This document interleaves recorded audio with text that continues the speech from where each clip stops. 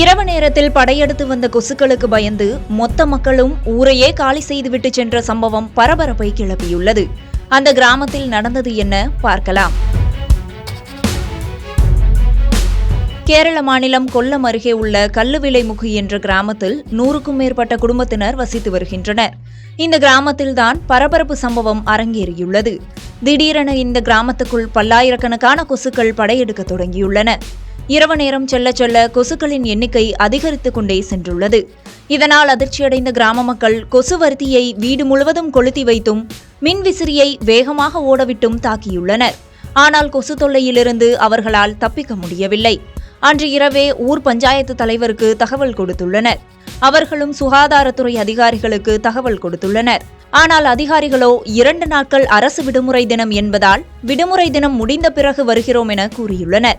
இதனால் ஆத்திரமடைந்த கிராம மக்கள் அதுவரை பொறுத்துக் கொள்ள முடியாது என கூறிவிட்டு கொசுக்களுக்கு பயந்து ஒவ்வொருவராக வீட்டை பூட்டிவிட்டு உறவினர் வீட்டிற்கு படையெடுத்து சென்றுள்ளனர். இதன் காரணமாக கல்லுவிளைமுக்கு கிராமமே வெறிச்சோடி காணப்பட்டது.